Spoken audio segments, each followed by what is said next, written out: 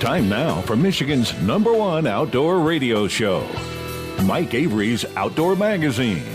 Mike Avery has covered the outdoors in Michigan for more than 4 decades, and that tradition continues today. Outdoor Magazine is brought to you by Jay's Sporting Goods, the Eider Insurance Group, Angler Quest Pontoons and Polarcraft Boats, the Forward Corporation, Primal Outdoors, Security Credit Union, Offshore Tackle, Garber Chevrolet, Rapid River Knife Works, and by Michigan Brand Meats. Now, here's Mike Avery. Well, thank you, Ken Hunter, for that introduction, and welcome to another edition of the Outdoor Magazine radio show here on the Outdoor Magazine Radio Network on more than 30 radio stations across the great state of Michigan, and so glad to have you along with us. So glad to be back in the studio. I kind of took a week off, but I didn't really. I mean, I produced new radio shows, but I was actually out of the studio last week. I was down in Ohio hunting with Bill Piles of Ohio Bow Hunting Outfitters, down there with my son and grandson and some other good friends. More on that in a minute, but can you believe that Halloween's coming up here in a couple of days? Time does indeed fly, doesn't it?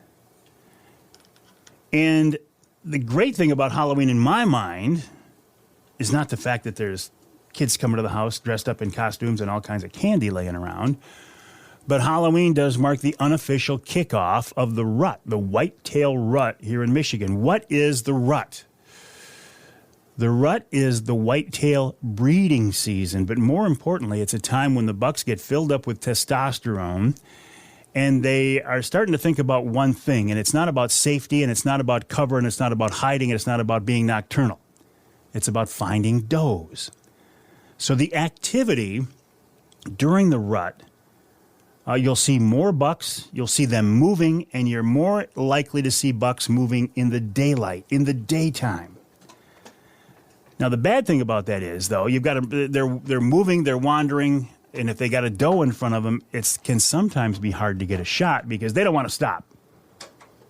But it's an interesting and fascinating time in the whitetail world, and your odds of seeing a nice buck during the daytime increase tremendously. So, if you have an opportunity to be in the whitetail woods in the next 2 weeks, take advantage of it. And don't hesitate to be out there midday. I know it can be tough. I've done it. I've done full day hunts. You get out there before daylight and you hunt until dark. And it's not easy. It can be tough, but you might be rewarded with a nice buck. My grandson Trent was rewarded with a nice buck on our hunt in Ohio. As I say, we were down there with Bill Piles of Ohio Bow Hunting Outfitters, good friend of mine, a guy I've hunted with off and on for 25 years. Started hunting with him back when I had the TV show. But for the last 3 years, we've gone down there, a group of us, a group of Outdoor Magazine radio listeners. And this time we had another great group, including my son James and my grandson Trent. So this was a real treat to be able to hunt out of state with the three of us. Trent had never hunted out of state before, and to be honest, he'd never really seen a really nice buck. He'd seen some, year and a half old, maybe 2.5-year-old Michigan bucks, but we knew going down there he had a good chance of seeing a bigger buck than he'd ever seen in his life. Bill knew of a very nice buck coming into a stand because he had him on camera, coming in there on a regular basis. I'm not going to say every day, but on a regular basis. And he said, Trent, if you want, I'd like to put you in that stand and let's see if we can wait that buck out. Trent said, absolutely. So I got to give the kid, almost 22 years old, but kid, I got to give the kid a lot of credit. He sat there and passed up the biggest bucks he had ever seen in his life. Big 1.5-year-old buck, small 2.5-year-old bucks, but bigger than he'd ever seen, and he passed them up repeatedly. Because in the back of his mind, he'd seen a picture of that buck, and he's thinking, I want to shoot that buck. That is not an easy thing to do. So he sat out there Monday morning. He sat out there Monday night. He sat out there Tuesday morning. He sat out there Tuesday night. He sat out there Wednesday morning. He sat out there Wednesday night. He sat out there Thursday morning. I was also in a stand on a different piece of property. My son James was in a stand on a different piece of property. And it was really, really slow. I mean, we hadn't seen anything. Trent didn't see anything. So about 9:30, I sent out a random text. Anybody see anything? Nope. I said, breakfast sounds pretty good. Now, they did not have to take me up on my offer for breakfast, but they did. Trent jumps on that right away. He said, I'm in. So we get down out of our stands. We go to a restaurant in a nearby town. We're sitting there just drinking coffee. James gets a text from Bill. He says, why is Trent not in his stand right now? Because Bill can see it from the trail camera. James says, well, we just stopped for breakfast. It was really slow. Bill said, that buck is in there right now. We left at 9:30. Trent left the stand at 9:30. At 10:05, that buck came in. And if you could have seen his face, he was just defeated, not entirely happy, and probably, if he's honest, a little bit miffed that Grandpa said, let's go have breakfast. And at this point now, the rain is going to come in. The weather's changing. The rain is going to come in. So we made it a quick breakfast. We went back to camp. Trent got some things around. He went out there for the rest of the day on Thursday. I don't think he saw anything. And it rained that night. Now, I left that afternoon. I came back to Michigan, so I wasn't out in the woods that night. But they sat out there in the rain that night. Nothing. Next morning, I think it rained hard all night, and only 3 of the hunters in camp went out that morning, and one of them was Trent.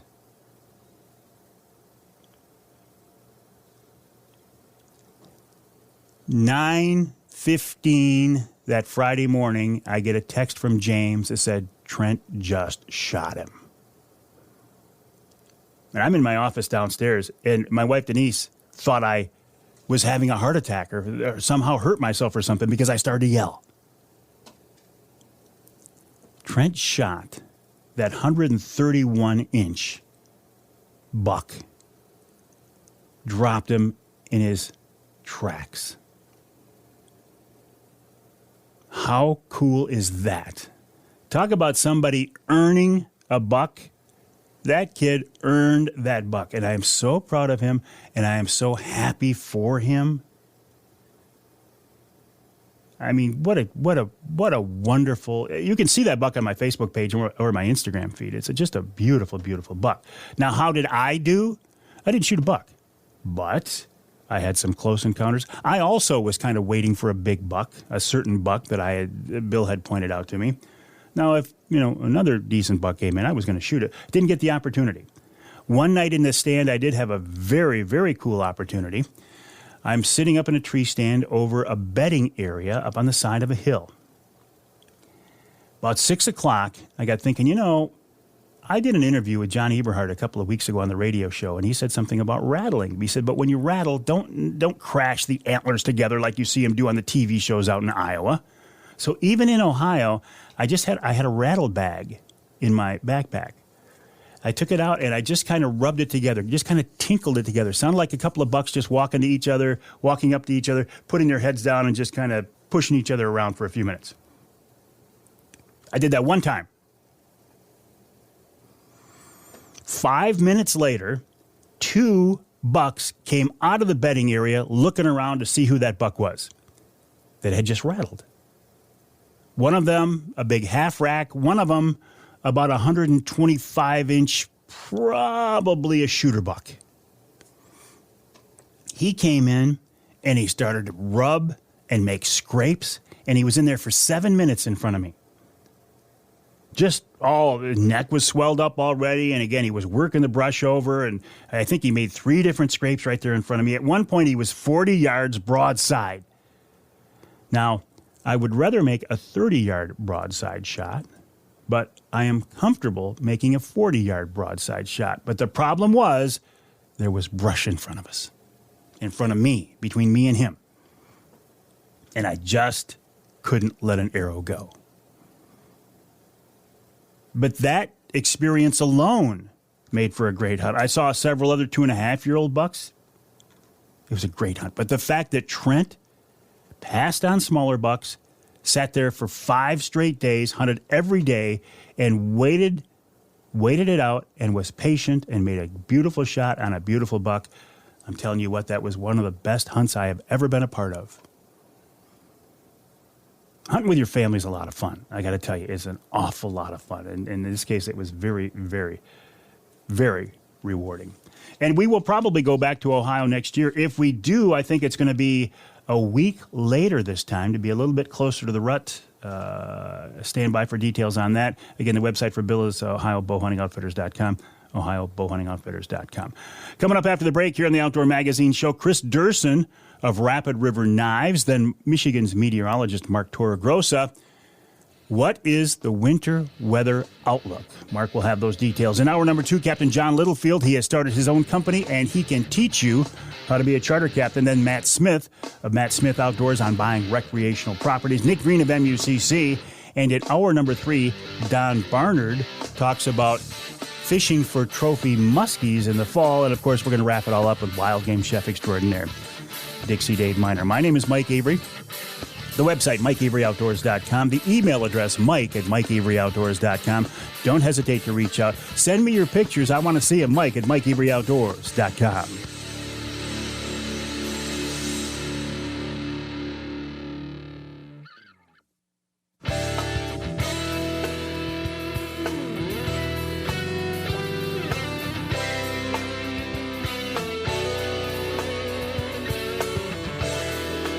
You can hear the Outdoor Magazine Show in Flint on Sports Extra 1330 WTRX. You can hear us in Tawas on WIOS 1480 AM and 106.9 FM. And you can hear us north of the bridge in Marquette on WDMJ 1320 AM. This segment of Outdoor Magazine is brought to you by Boning Archery. Michigan-based Boning has been a leader in the archery industry for more than 3/4 of a century. The company started with one product, Ferrule Type, to glue broadheads to, at the time, were wood or even aluminum arrow shafts. These days, though, Boning continues to innovate, come up with new products. As you are in the whitetail woods this fall or on the range, I suspect you have some Boning products on your rig. If not, I would recommend you check them out. The website is Boning, BOHNING, boning.com. That's boning.com. Okay. You know this sound. I'm going to give you a little test here. What is this sound right here? You heard it? You want to hear it again? Okay. Just so you may hear it again. That is the sound of my Rapid River knife being opened and put in the locked back position. I pulled that knife out of my pocket. I carry that knife with me every day. Kris Duerson is the guy behind Rapid River Knives. I'm telling you, Rapid River is one of the coolest companies I think that I work with. They make quality knives, handmade by craftsmen in Michigan's Upper Peninsula, and they're guaranteed for life. Well, Kris is with us now on the Outdoor Magazine phone line. Kris, always a pleasure. How are you? Great, Mike. How are you? I'm doing real good. We got this. We're going to have this cell problem again. Yeah, there it goes. There it goes. Let's try it, Kris. I don't know if it's going to work, but let's try it. So anyway, Kris, how are you? I'm doing great, Mike. I'm getting ready for a big snowfall. First snowfall of the year, I suspect, huh? Yeah. First snow of the year. It's going to rain for 3 foot, and then they're calling for snow. So. We're getting the plows ready, and I don't know, it's kind of putting everybody into deer hunting mode. Well, we don't need snow to put you in deer hunting mode. I think you're pretty much there all the time. I live there, yes. Tell me about Absolutely. the company. Tell me the history of Rapid River, if you would. Well, Rapid River Knife Works is 22 years old this year. I started the company in my dad's barn with single buffer and a single grinder, with the idea that the tradition of custom knives, handmade, high quality products, would live on essentially after Marble's knife division left town and left the area, and it happened. We've grown every year for 22 years and continue to build new products, better products, listen to our customers, and it's gone really well, and that's, we have everybody that's ever bought a knife or a knife sharpener or anything from us, we have them to thank for it, and we're very appreciative for our people and customers and guys like you that appreciate a good, a high quality knife. I think everybody appreciates a good quality knife. I mean, not just hunters or anglers, anybody who camps. I mean, just to have a knife in your pocket. Honestly, I reach for mine several times a day, whether it's opening a box or cutting string or whatever, let alone, gutting a deer or processing an animal. It's an everyday tool. It's one of the old known to they are used every day for literally everything. When I think about my pocket knife and what it's been through, designer knives, to withstand that kind of thing, because knives are, they're not made to be abused or used as screwdrivers, but it happens. We understand that, and that's why we also carry the essentially the unconditional lifetime warranty, where as long as you're honest with us and you tell us what you did with it, we'll fix it if you break it or send you a new one. Well, that's interesting, because as you say, people do end up using a knife for things not designed for. But aren't you taking a chance by guaranteeing these things for life? I mean, you could eat a lot of profit that way, couldn't you, Kris? You certainly could if you didn't bait. We build them right from the start. We've learned a lot of lessons over the years. You'll never build anything perfect, but as long as you start with real high quality materials and high quality craftsmanship, and take your time on what you're building, and all of our builders take an extreme amount of pride in what they do. It's a lot easier to have a warranty like that. We just don't get many knives back for the amount of knives that we sell. And like I said, as long as you're honest, if something happens, we'll fix it. Just don't be the guy that came into my factory store yelling that he broke his 1/4-inch thick skinning knife in half by dropping it in his lawn. That I wasn't born yesterday, and I told the guy that. I said, if you tell me the truth, I'll give you a new knife, because this one can't be fixed. He says, okay, I own an auto salvage yard, and I was trying to pry the trunk of a car open. I said, okay, thank you. Pick one out. And the guy was shocked. He's still a customer. And that was over 15 years ago. So,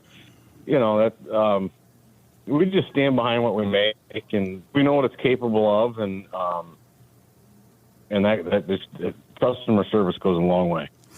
You talked about material. What grade of steel do you put in your knives? And the reason I ask is, it seems to me, as a non-expert, you could use a really, really tough steel, but then it would be hard to resharpen. You could use a softer steel that wouldn't hold an edge, but you could sharpen it easy. So what's the happy balance there?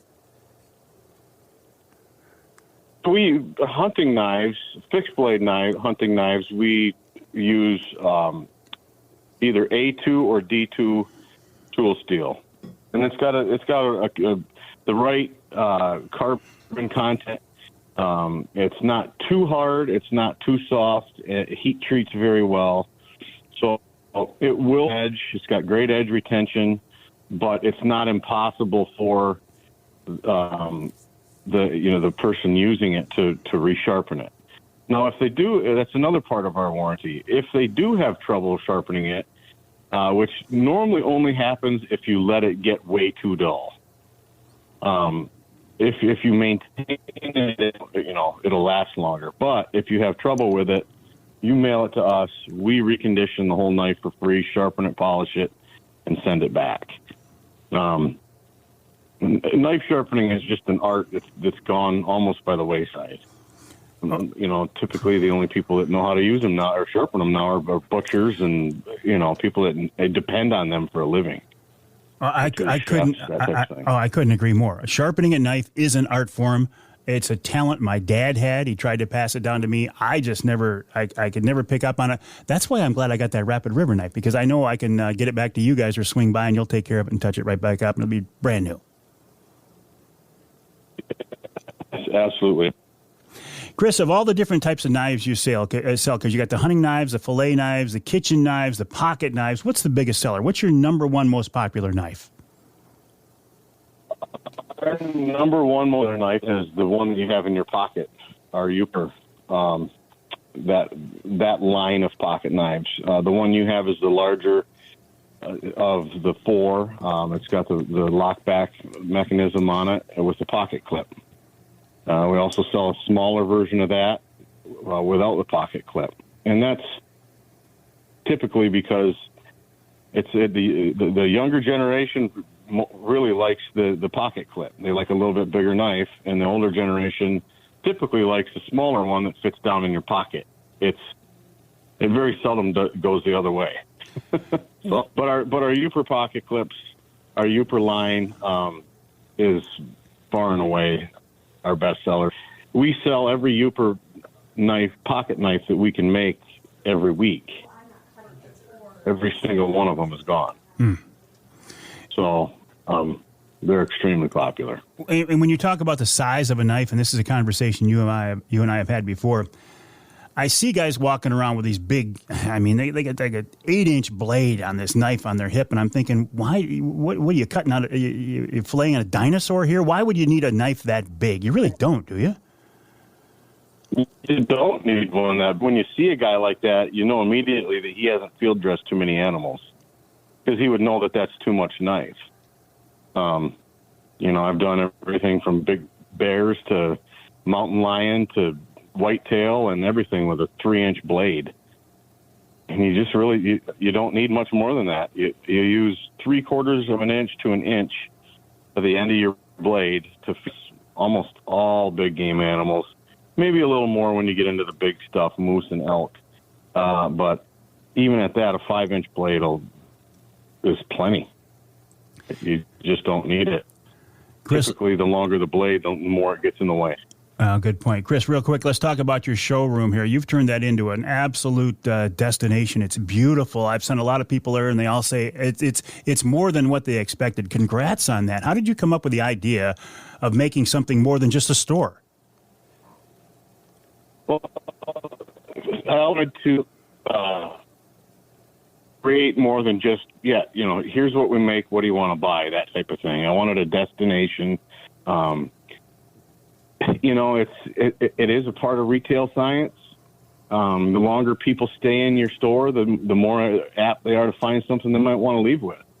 And people stay longer. We have 250 animal mounts in there. We've got woolly mammoth tusks. We've got and we kind of created the cabin feel, kind of a museum feel at the same time. It's educational for kids. So it was something that I thought about for 15 years before I added on to the original store. I wanted to create an experience, and I wanted people to kind of feel like or like they're at camp and just feel welcome, and that's definitely happened. It definitely has. Thousands and thousands of people now every year that stop, no matter what, whether they need something or not, they're stopping. Kris, hang tight. We got to take a break here in the Outdoor Magazine Show. We're talking with Kris Duerson of Rapid River Knives, the website rapidriverknifeworks.us, rapidriverknifeworks.us. By the way, Kris will be my guest on this week coming up, this Wednesday Night Live coming up here this Wednesday. We'll have a chance to talk with him. He can show off some of his products, and we'll talk a little bit more. That's Wednesday Night Live. Next week, Kris Duerson of Rapid River Knives, rapidriverknifeworks.us. Hang tight. More with Kris after the break.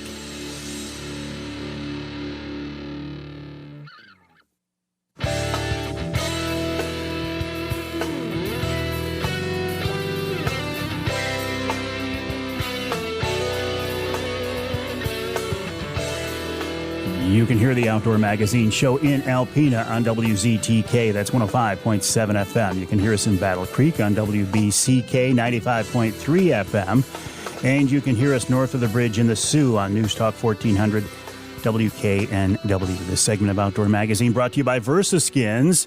Just change your skin for the season you're in. And right now, especially, I'm finding this very, very valuable. As I am in the whitetail woods right now, I'm wearing my VersaSkins. They are well made, they are warm, they are weather resistant, they're wind resistant, they're water resistant, and I'm wearing just a regular camo pattern. But in a couple of weeks when the gun season starts, I will snap on and zip on an outer shell in a blaze orange pattern. So I don't have to go out and buy a whole new set of hunting clothes. I think it's a great, great idea. Paul Perone has done a wonderful job. Check him out at versaskins.com. That's versaskins.com. And if you need, big sizes, 4, 5, 6X, VersaSkins can help you out there as well. versaskins.com. Right now, though, we're talking with Kris Duerson of Rapid River Knives. I have a Rapid River knife in my pocket, as I always do. I have bought several of these as gifts. I bought them for my son, my grandkids. I bought it for my brother-in-law. I think they're a great product. Kris will be joining me on Wednesday Night Live this Wednesday coming up at 7 o'clock. And, Kris, you also have another event we wanted to talk about coming up at the firearm season, right? Yes. We've got our annual buck. It's Saturday, November 18th from 5 p.m. to 10 p.m.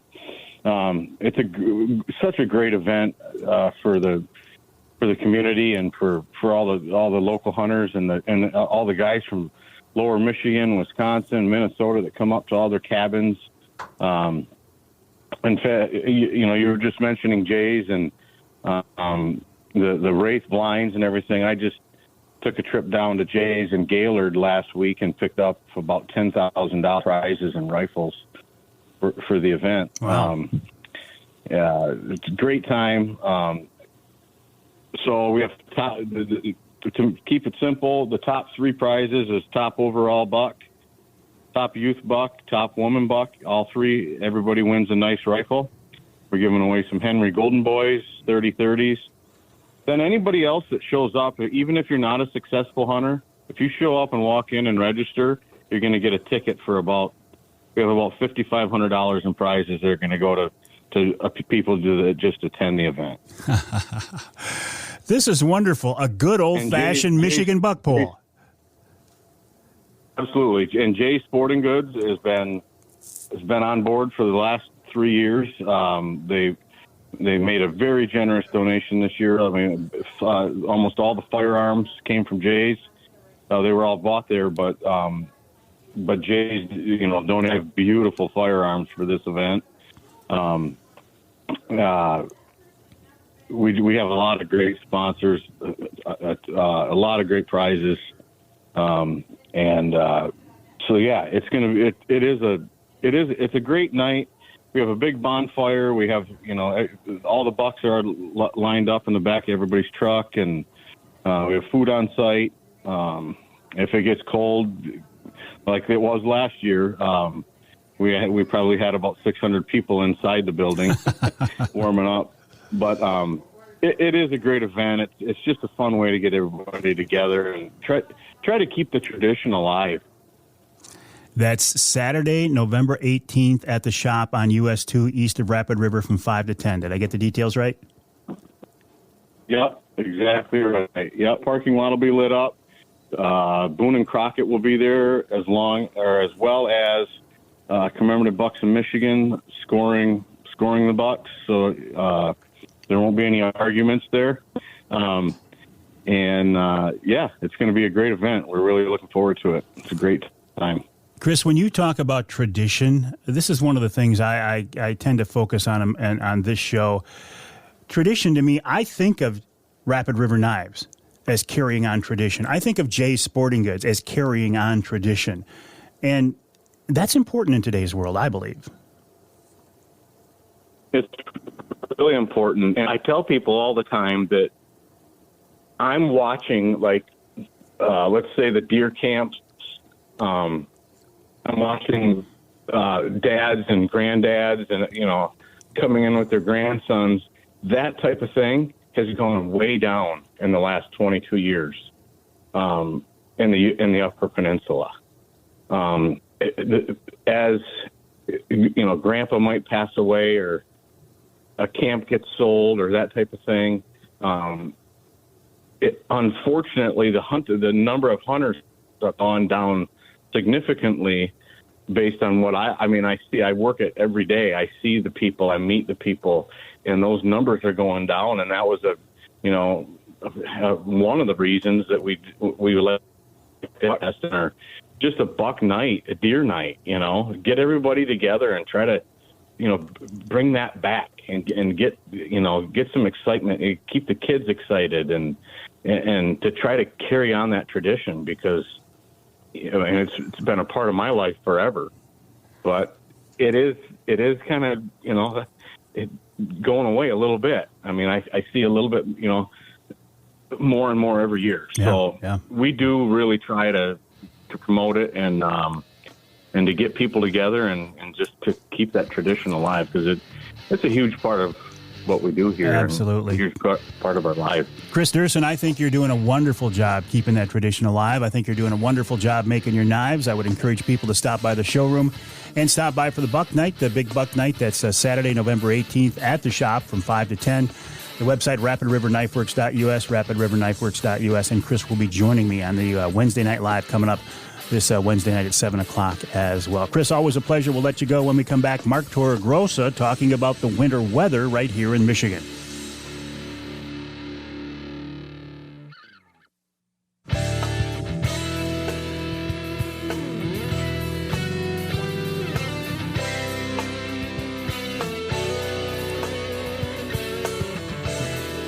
You can hear the Outdoor Magazine show in Caro on WKYO 1360 AM and WIDL 92.1 FM.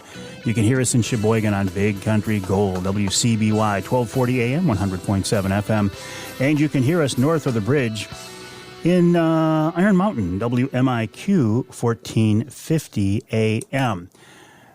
I want to talk now about the weather. What can we expect this winter? Well, you got the Farmer's Almanac, you got the woolly worms, you got all that other stuff. But if you want the scientific answer, you got to go to Michigan's meteorologist, Mark Torregrossa, and he's with us now on the Outdoor Magazine phone line. Mark, welcome back. How you doing, buddy? Hey, I'm doing great. I have to fight the Farmer's Almanac prediction every year. I know. And guess what it always has? It has this crazy map across the country. Cold, snowy, bitter storms, massive ice. It's always terrible on the Farmer's Almanac. So, what's the real story? Well, the real story is we have El Nino going now, and it is projected to be strong to very strong by the time we get to winter. And that gives us you're probably going to hang up on me here. It gives us a fairly strong chance at a warmer than normal and drier than normal winter in Michigan. Warmer than normal and drier than normal. That does not mean no snowstorms. It does not mean no ice. It just means that if you go to a place, let's say central lower Michigan, that has been over the last decade kind of marginal on ice by January 1st, it's probably going to have even a little bit tougher time on building ice. So that's the big picture. Now, remember, El Nino, that means when the Pacific Ocean warms up across the equator more than normal. The effects of El Nino, this is the other key point that I want to get out. There's three key points for you here. El Nino, warmer than normal and drier than normal winter, usually. Of course, we have to factor in the 800-pound gorilla of the warming globe, so the two things work in tandem. The second thing is the effects of El Nino typically kick in late December. So that means November and early December could be colder than normal, could be snowier than normal, and you could be sitting there saying, they got it all wrong for the winter. Remember, we're talking winter. We're talking December, January, February. I look back at some of these strong El Ninos, and we've had some pretty big snowstorms. In November, because the warming effect of the El Nino and the El Nino winter pattern hasn't set up just yet. So we could have snow potentially for opening day of firearm season, November 15th. And that is my point, is that as we come out with this strong chance of a warmer than normal winter, the fringes of it could be what you would like. And in fact, as we look at the daily maps, it kind of looks like it could go that way. Now, November and December are not insulated from the effects of the global warming pattern. So one of the strongest climate trends we have, and you've seen it, is a warmer fall. So we cut it from two things that could make us warmer than normal in winter to just one thing in opening day of firearm deer season, and that being that just the general overall atmosphere is warmer nowadays. But we got snow coming. Halloween and into early November, we have our first flakes of snow, and I could see that happening again sometime in November. Are our good old-fashioned Michigan winters, are they a thing of the past? The ones that I saw when I was a kid growing up, are those gone? They probably are. If you call an old-fashioned winter starting sometime around Thanksgiving and staying mostly cold and snowy all the way to the 1st of April, they probably are gone, because now we get our winters in spurts, 1 or 2 or maybe 3 weeks of, several snowstorms, not melting off, gets really icy, and then all of a sudden here comes a week of 35, 40 degrees in the southern half of lower Michigan. Everything melts off. It feels like winter went away for a little while. Then you get another spurt. But honestly, with the warmer globe and the polar regions warming the most, that's where our source of cold is. That's where our source of deep, long-lasting cold is. So, something that would be your classic Michigan winter, say, in the 1980s, it might have happened every other winter, now might only happen once every decade or once every 2 decades, as far as a full-blown, long-lasting type winter. Well, you make some people mad and you make some people happy, but I guess that's part of your job, isn't it? Michigan is tough for me. I got to be almost like a politician that doesn't. Don't go that way. No, I don't.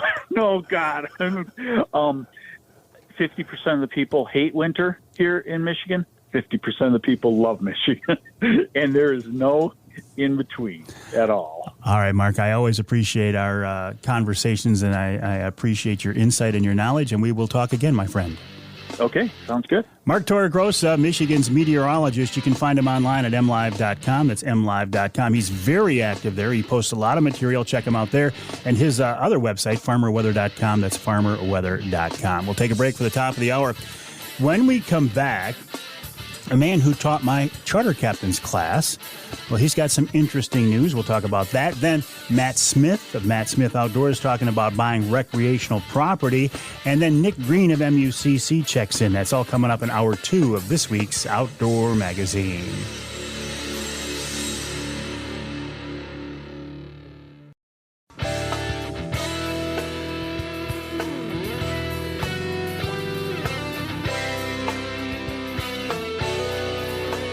Time now for Michigan's #1 outdoor radio show, Mike Avery's Outdoor Magazine. Mike Avery has covered the outdoors in Michigan for more than 4 decades, and that tradition continues today. Outdoor Magazine is brought to you by Jay's Sporting Goods, the Eider Insurance Group, Angler Quest Pontoons and Polar Craft Boats, the Forward Corporation, Primal Outdoors, Security Credit Union, Offshore Tackle, Garber Chevrolet, Rapid River Knife Works, and by Michigan Brand Meats. Now, here's Mike Avery. Well, thank you, Ken Hunter, for that introduction, and welcome to hour number 2 of this week's Outdoor Magazine radio show here on the Outdoor Magazine Radio Network on more than 30 radio stations across the great state of Michigan. And as I say every week, I do think the best way to listen to this show, if you can, is on your local AM or FM station. But if you live in some part of our state not covered by the broadcast signal, or if your local affiliate, your local radio station, doesn't carry all 3 hours of the show. Isn't it nice to know there's a podcast version of the show available? You can hear that podcast, I feel like anywhere. You can hear it on my website, MikeAveryOutdoors.com. I post it on my Facebook page. It's up on Amazon Music, Audible, Twitter, now called X, LinkedIn, Apple Music, Google Play, iHeartRadio, SoundCloud. Do I need to go through the whole thing? No, I don't. It's even on YouTube.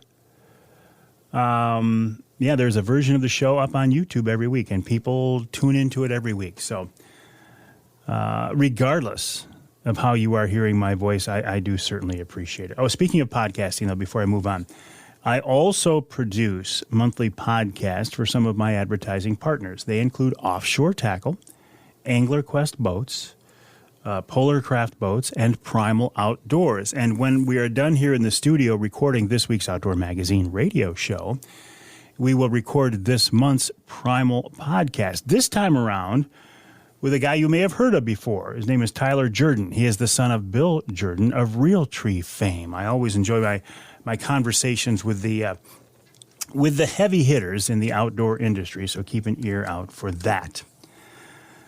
So leading into our first guest this hour, I got to tell you a little background here on me. I am a licensed charter captain.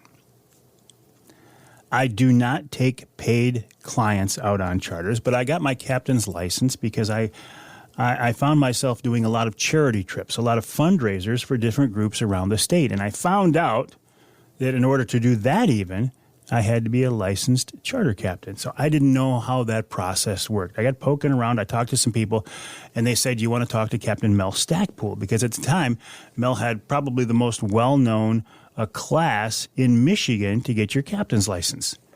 I took the class, and my instructor was John Littlefield, Captain John Littlefield. And I tell you what, I was so impressed with that. I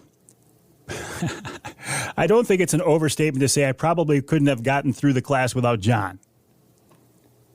Well, Mel Stackpool retired, and that company went away. So John Littlefield said, you know what? I'm going to make a go of this thing. So here's the big news, and I've been waiting to announce this for a long time.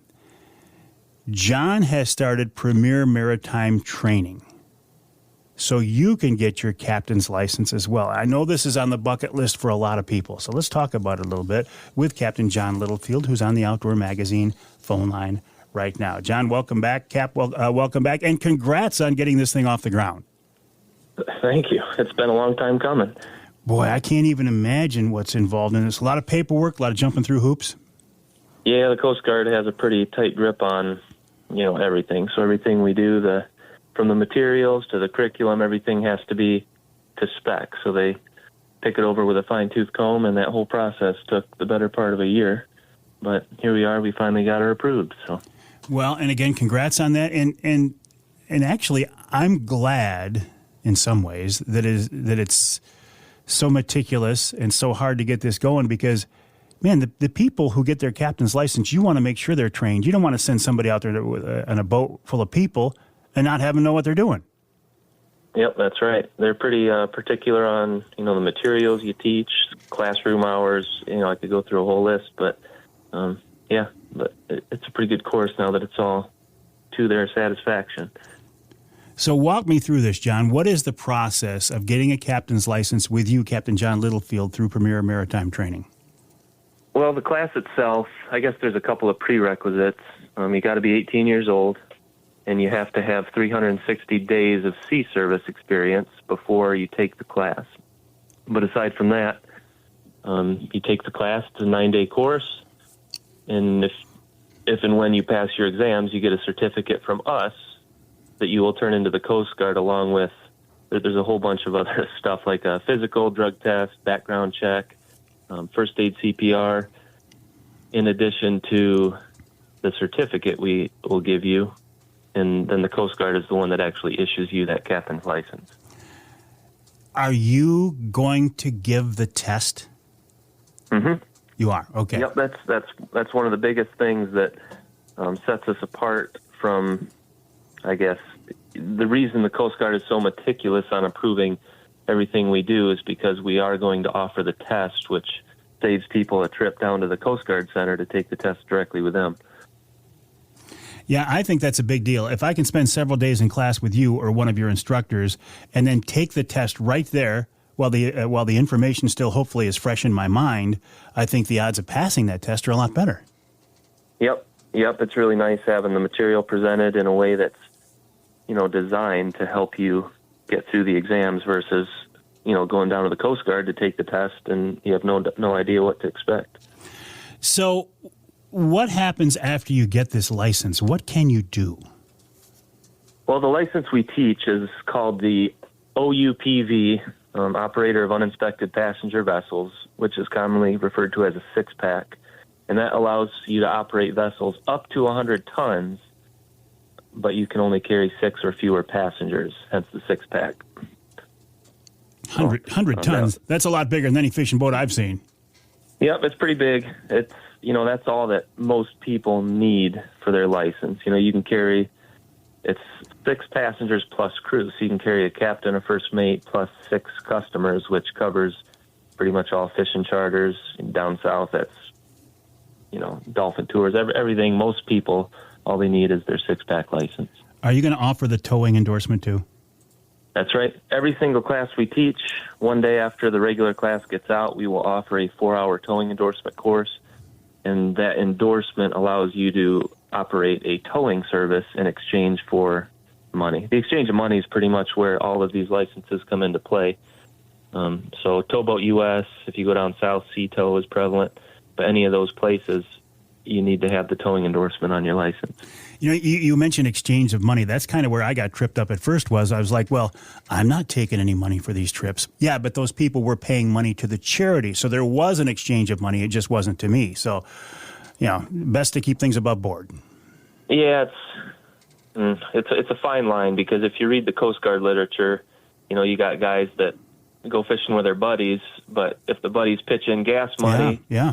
Technically that's an exchange of money. So you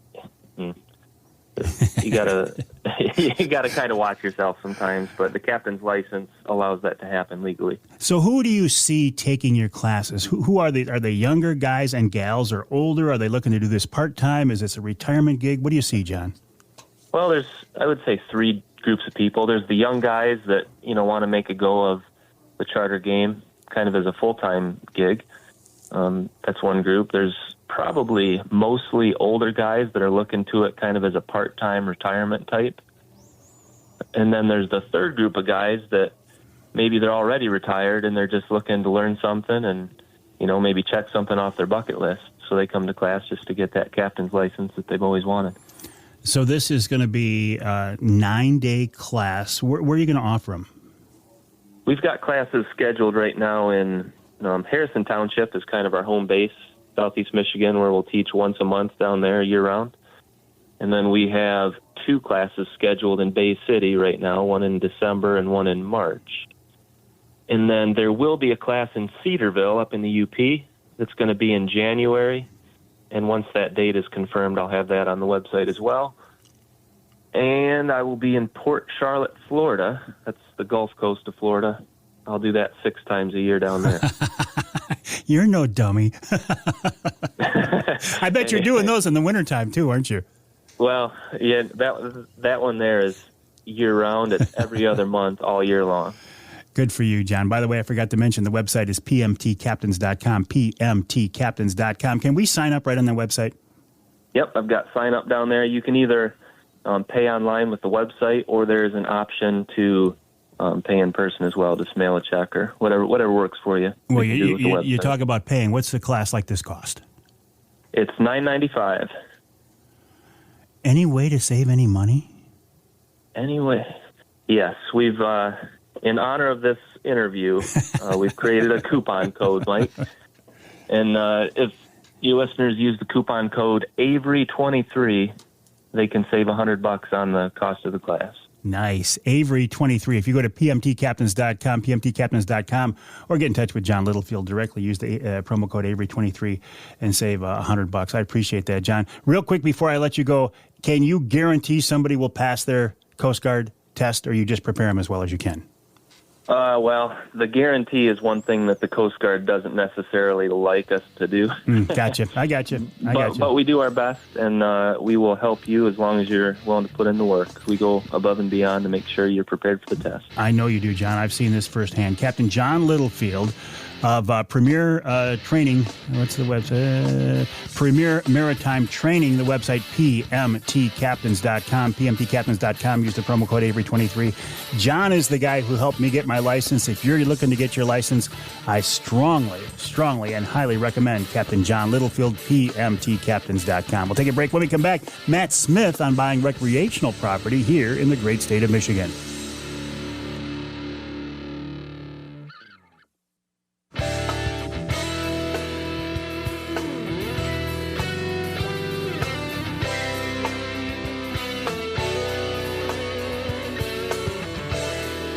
You can hear the Outdoor Magazine show in Houghton Lake on the Twister 92.1 WTWS. You can hear us in Manistee on WMLQ 97.7 FM, and you can hear us north of the bridge in Escanaba on WCHT 600 AM 95.3 FM. This segment of Outdoor Magazine is brought to you by the Linwood Beach Marina and Campground. Linwood Beach can be your year-round Saginaw Bay fishing destination and your Mid-Michigan tracker and Angler Quest and Polar Craft headquarters as well. For more information, check them out online at linwoodbeachmarina.com. That's linwoodbeachmarina.com. And as the water temps on Saginaw Bay continue to drop, the walleye fishing out there is going to heat up, and Linwood Beach is a great place to jump off out into the bay for that fishing adventure. Linwood Beach has great facilities. They are going to keep the ramps in the water at the launch as long as Mother Nature allows. And probably a little longer after that, too. I mean, if you want to get into some great late-season walleye fishing, or if it's time to put the boat away and you need the boat put to bed for the winter, Linwood Beach can take care of that as well. LinwoodBeachMarina.com. That's LinwoodBeachMarina.com. Have you ever dreamed, well, I know you have because I know I have you ever dreamed of owning maybe some recreational property, maybe some hunting property, maybe a cabin up north, maybe a cottage on a lake somewhere? I know a guy who can help you out. His name is Matt Smith. He's a good friend of mine, known him forever and ever. You can find him online at Matt Smith Outdoors on Facebook and Instagram. But also something more mundane, if you can call buying a house more mundane. If you're just looking for a new house, Matt can help you out there. But the topic of this conversation with Matt, because he's with us now on the Outdoor Magazine phone line, is talking about buying this dream property that you've always wanted. Matt, welcome to the show. How you doing, buddy? I'm great, Mike. How are you doing? I'm doing real well. Hey, listen, before we get off on the business stuff, let's talk about the really fun stuff. How's your hunting season going? You know, Mike, my hunting season has been up and down, of course, like a lot of archery hunters right now. We're kind of balancing the weather and also waiting for that golden time in the archery season when bucks move from that nocturnal state to chasing does. So it's a really interesting time, and we're all kind of on the edge of our seat waiting for the weather to turn and hit Halloween and really hit that special time for archery hunters. Well, I'm with you on that one. Let's talk about the process of getting recreational properties or a cabin or a cottage. First of all, Matt, let me ask you, is this a good time to be doing this? I mean, how are interest rates? What's availability? What do you see out there on the horizon? Yeah, it is an interesting time, and the topic of interest rates do come up often. And, I usually, the conversation usually goes to, if it's the right time for you, then it's the right time for you. Mm-hmm. And that's a very, personal thing for everyone in their lives, whether they've got kids or grandkids or what season of life that they're in. And it's really hard to just try to use a crystal ball to project what interest rates might do 6 months from now to make those decisions, rather than making the decisions that are the best for your family at that time.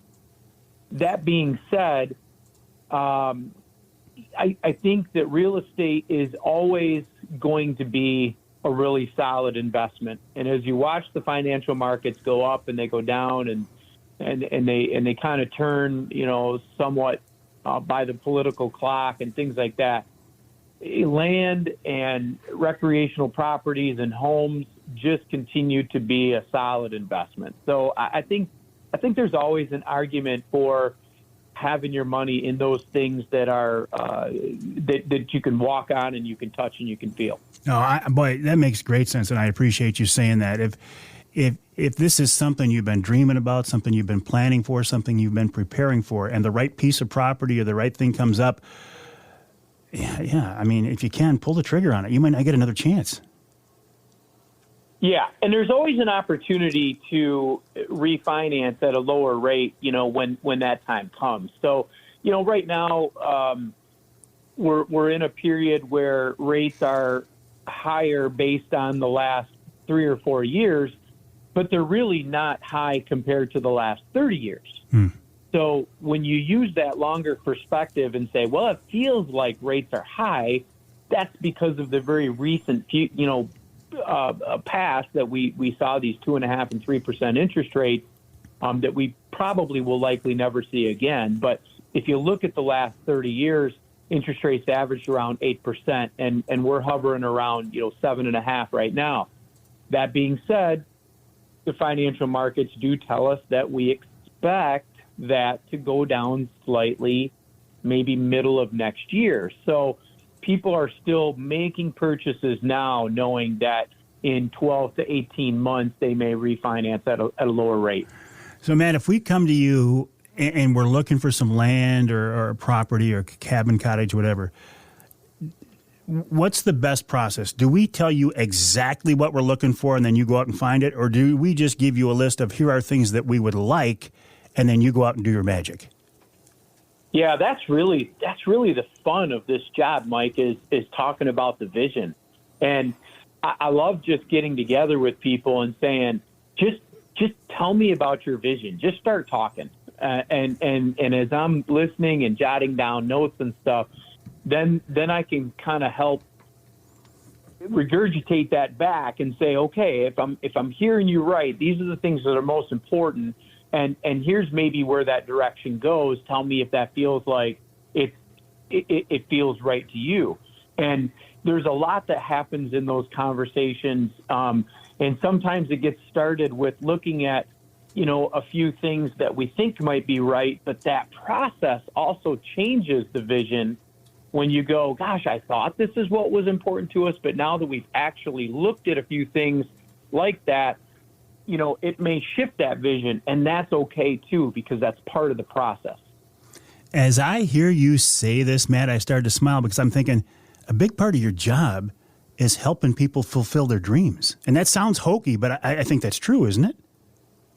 It's absolutely true. And what's even more fun for me is that, back when you first got to know me as Smitty and my wife, Julie, and I owned our gym, that was what I loved about the years that I spent owning a fitness center and being a personal trainer, was listening to people tell me about what their goals and things were, and then helping pave the path through fitness to get them there.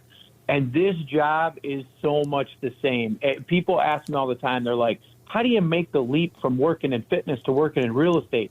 It's really the same thing. Are there properties out there available? Are there northern homes available? What's the market look like right now?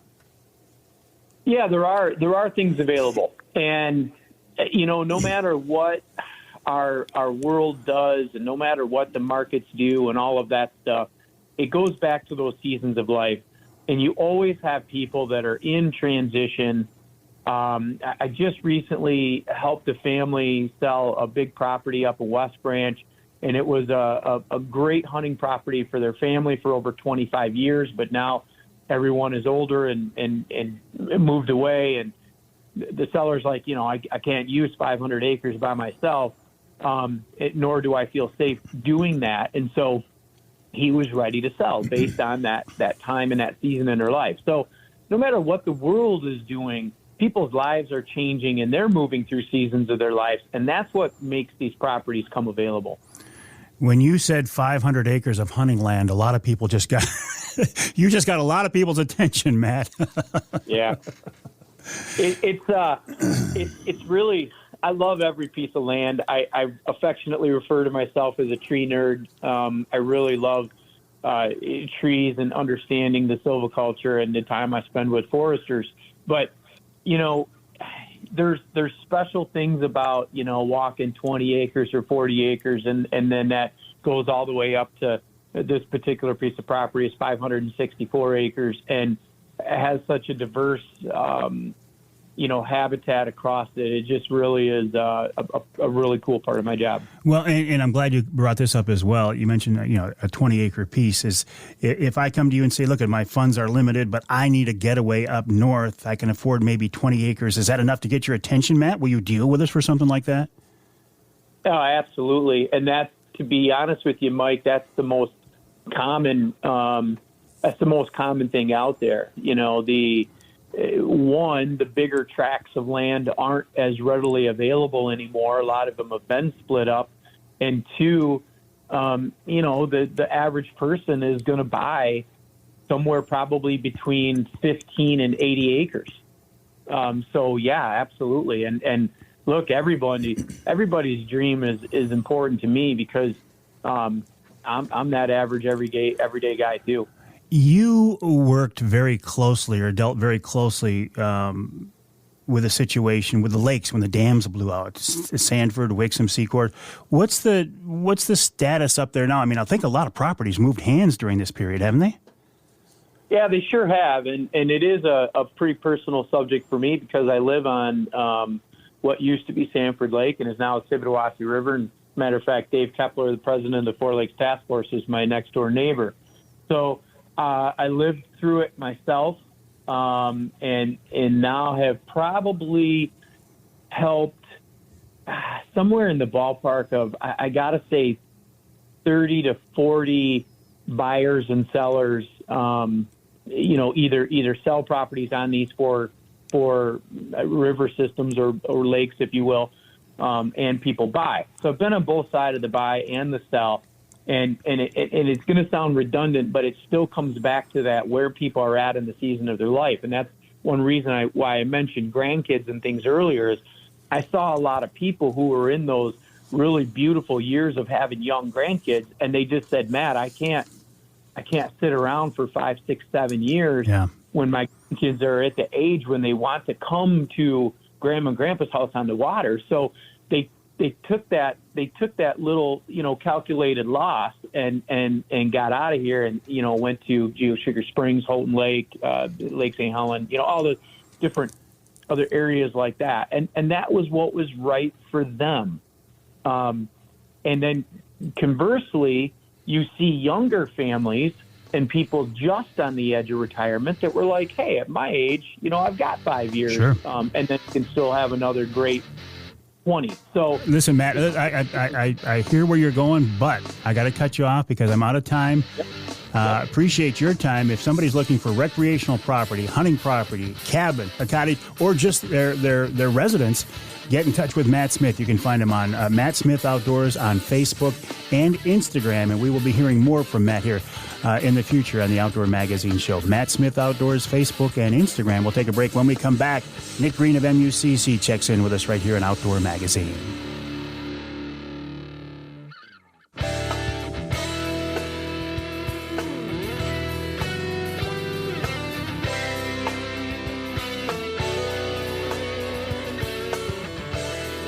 You can hear the Outdoor Magazine Show in Houghton Lake on 98.5 WUPS. You can hear us in Holland on WHTC, that's 1450 AM, 99.7 FM.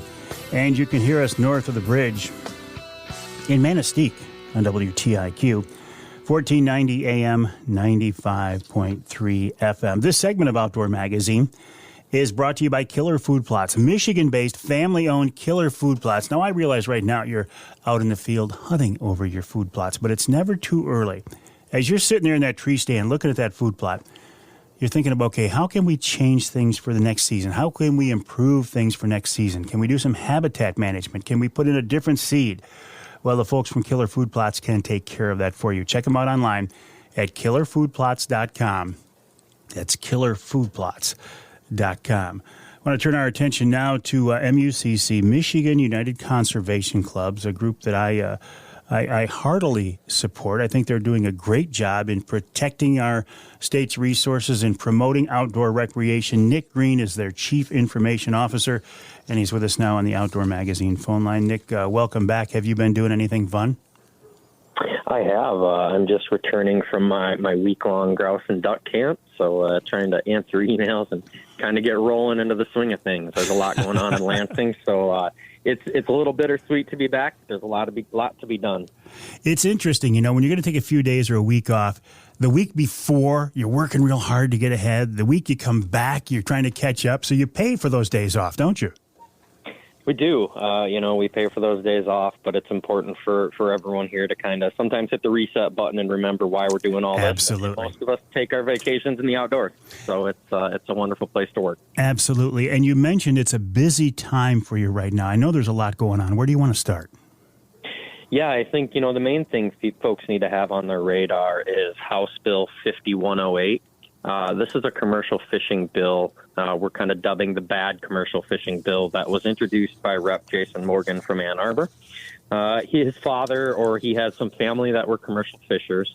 But unfortunately, what this bill would do is put walleye, bass, perch, really all of our prized game fish squarely in the crosshairs of commercial fishers.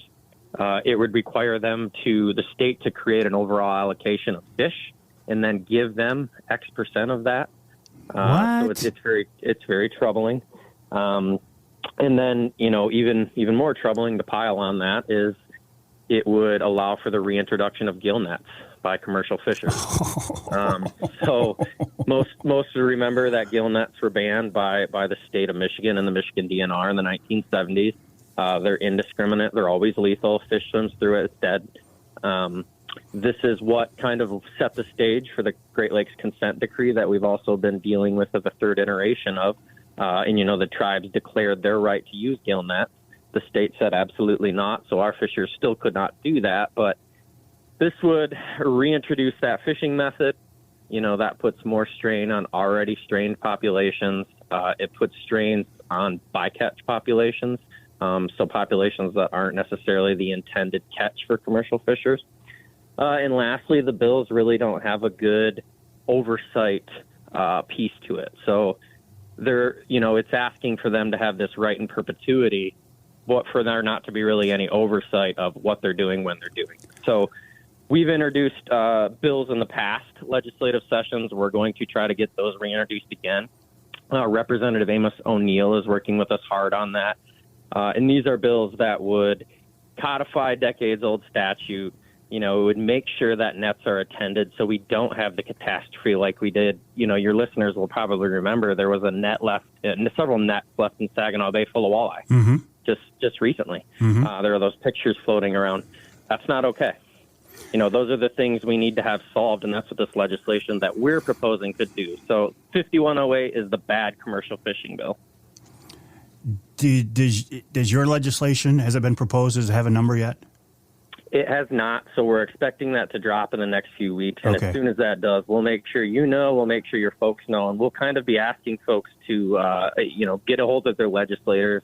That's something we did when 5108, the bad commercial fishing legislation, was dropped, and we had an outpouring of support from members, anglers, fishers from all across the state. And they really just, number one, don't want to see game fish in commercial nets. Well, I feel like we're moving backwards here. You're talking about game fish in commercial nets, pike, walleye, bass, whatever it is, and then you're talking about reintroducing gill nets. Again, I feel like we're moving backwards, and I wonder, Nick, is this somehow piggybacking on the consent decree, which I also think made us move backwards? Did it embolden some people? It's a very tough to say. The consent decree was very much an internal DNR process with an amicus in the federal government. This is a legislative process. So could they be a little bit emboldened with the expansion of gill nets that are proposed for the tribes in the consent decree? I suppose. I really think this is probably something the commercial fishers have been working on for a while, and they were kind of looking for their their champion, and they found one in Representative Morgan. And so this esteemed politician Morgan, who has presented this, and I say that with all due sarcasm, real quick in about 10 seconds, this would allow, for example, Saginaw Bay walleye to be taken by gill nets by commercial anglers? Saginaw Bay walleye, perch, Lake Michigan walleye, perch. I mean, you name it, they could put gill nets in places. I haven't had them since 50 years. Wow. Nick, can you hang tight for another segment with me? I would love to. All right, I would appreciate that. Nick Green of MUCC, MUCC.org, MUCC.org. I'm just sitting here shaking my head. I don't understand this at all, and this is something we got to get ahead of. Where we're gonna. It's not going to be good. We'll take a break. When we come back, we'll wrap up this hour with Nick Green of MUCC, MUCC.org.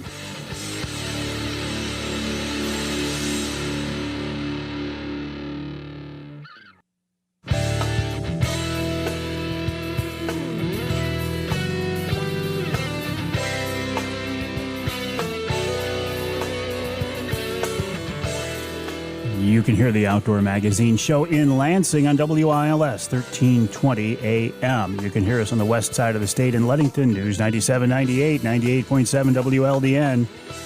And you can hear us in Traverse City on WTCM 580 AM. The Ask Avery segment is brought to you each week by Security Credit Union. Security Credit Union loves to work with outdoorsmen and women, and they can help you with your next outdoor adventure. Check them out online at securitycu.org. That's securitycu.org. The way the Ask Avery segment works is this is your chance to get involved in the content of the show. You can send me a question. Best way to get them to me, Mike at MikeAveryOutdoors.com. Send me an email, Mike at MikeAveryOutdoors.com. It can be a question you want me to answer directly or a question you want me to forward to somebody in DNR or MUCC or something like that. Now, this week's Ask Avery segment a little bit different. I have 3 questions that I have posed to the DNR, and I actually didn't think they were going to get back to me in time, so I asked Nick Green of MUCC if he would stick around. Now, after I talked to Nick, DNR said, yeah, we've got those answers for you. Do you still want us? I said, yeah, I do, but let's push you back to next week. So in the meantime, Nick Green of MUCC, I really appreciate you sticking around for a second segment here. So what else are you working on in Lansing right now?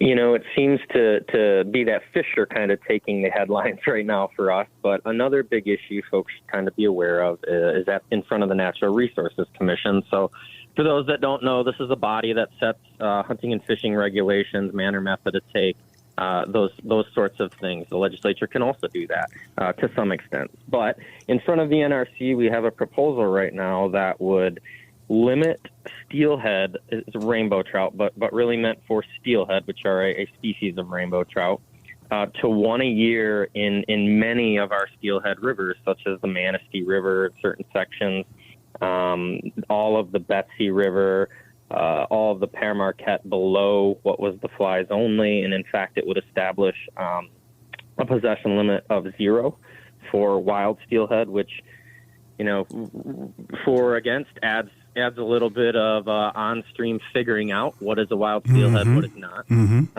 So these are regulations that went through a process from Commissioner Nyberg. The Department of Natural Resources said we don't support these. The biology isn't necessarily supportive of lowering this bag limit. We know that most anglers don't take more than 1 steelhead, and in fact, very few do. And what we have on the other side are kind of business. It's the guides kind of saying, you know, we want the fish, we want more fish to catch. That's how we make our money. And for both sides of the coin, you know, MUCC has to remember, because we don't have a hard and fast resolution on this, but the steelhead population is declining. How we address that is where people are kind of divulging. So the department doesn't think that these in-stream regulations are going to solve anything. Commissioner Nyberg has said, let's try it. So that's kind of where we're at right now, but this does have the potential to change. You know, I see, for example, I'm from Northwest Michigan. The Betsy River will have license plates from all over the United States at it during the steelhead run. Now those folks are going to come up. Maybe we're going to keep 2 or 3 a day. Now they can keep 1. You know, while it is only a small percentage of people, there are folks who make it a tradition to come up and catch some fish, and that's what they eat. So I can see where this is going to cause heartburn. I do see both sides of the argument right now, and I think MUCC is probably going to weigh in on this at some point. We just don't have a lot of clear direction about what our members see as the ultimate answer so far. I feel like we're veering into the very disturbing conversation of biology versus social science. Yeah, I mean, when you watch those Natural Resources Commission meetings and you sit there and you listen to our biologists say this will have no positive biological impact. You are not going to increase the steelhead population doing this. What we're doing isn't necessarily additive. And then the commissioner is saying, well, we got to try, regardless of where their heart is, who is the scientist and who isn't. Mm-hmm. So if there is science out there that says that this is what we should be doing, hopefully that'll come forward. We're hopeful that the commission, the department can work together on this. But as of now, that's kind of the line we're trying to figure out is who is this regulation meant to improve things for and in what time frame? Are we talking about short term or long term? Sorry, Mike. No, that's fine. But real quick, how do you at MUCC decide what the position is going to be? Something like this is a real tricky one. How do you decide which direction to go, Nick? We very carefully tease this out with our fisheries committee first. Staff sits down with them, provides them all of the verbiage we have, all of the amendment language, all of the conversations we've had with commissioners. If our members or members of that committee want to talk with commissioners, want to talk with biologists, we will arrange that. And then ultimately it's in their hands. The committee members decide that they want this to be an MUCC resolution. They'll take it up the chain. It gets voted on by membership, and that's kind of our marching order. So at the end of the day, we may not do anything, but I suspect this is an issue big enough that we will be saying something here shortly about it. All right, Nick, always appreciate your time. Appreciate your flexibility and sticking around for a second segment, and we'll talk again in a couple of weeks. Thanks, Mike. Take care. Nick Green of MUCC, the website mucc.org. That's mucc.org. And again, thanks to the folks at Security Credit Union for making each week's Ask Avery segment possible. Even though this week's segment was a little bit of a blended segment, I still appreciate the folks from Security Credit Union making it possible. We'll take a break for the top of the hour. When we come back, going to talk a little fall muskie fishing with Don Barnard, and then we'll wrap up the hour with wild game chef Dixie Dave Minar.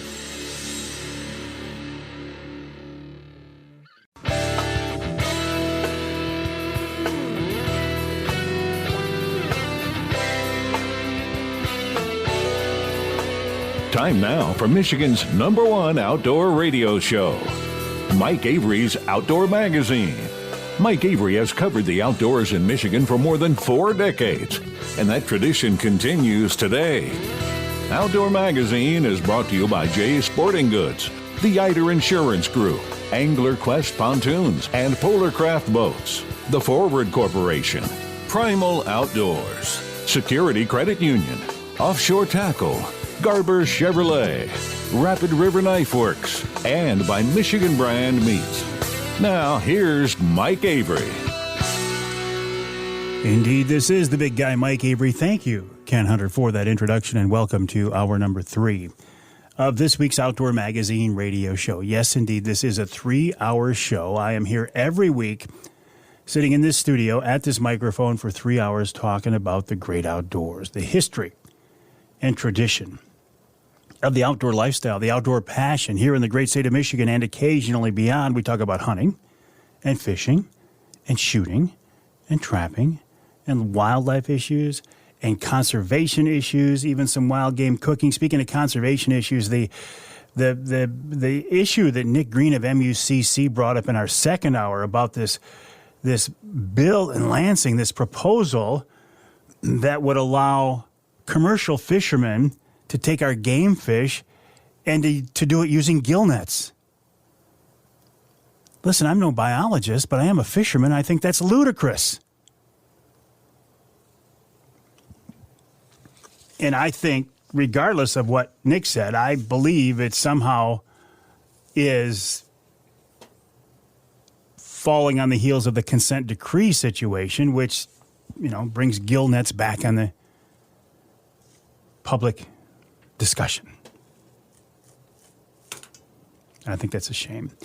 You know, and speaking of fishing, while a lot of us are out hunting right now, whether it's small game hunting or deer hunting or, you know, waterfowl hunting, whatever, and this is, you know, a great time of year to be doing that.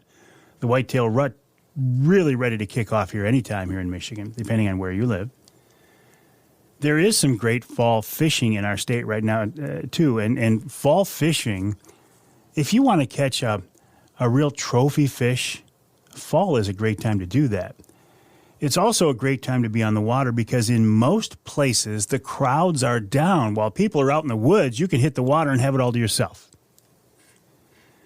Don Barnard is a good friend of mine, known him for many, many years. I first met him when he was in the DNR as a fisheries tech. He is an avid outdoorsman. In fact, he's in South Dakota right now. Let's bring him on the phone line here, Jonathan. Don, welcome back to the show. How are you?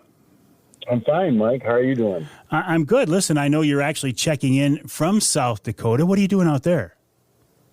Well, we were deer hunting in South Dakota, which was nice. I thought you were going to say you were bird hunting. No, I did that in North Dakota. I went to North Dakota first, and then I went to South Dakota for deer hunting. So we combined it in one big, long outdoor excursion out here into the Dakotas. So can I assume this whole retirement gig is all that it's promoted to be? At times, maybe in the month of October. There are other times it's I'm still very, very busy, but I took October off and thought I'd spend some time and money in North and South Dakota. Well, let's talk about those a little bit before we get to the fishing subjects.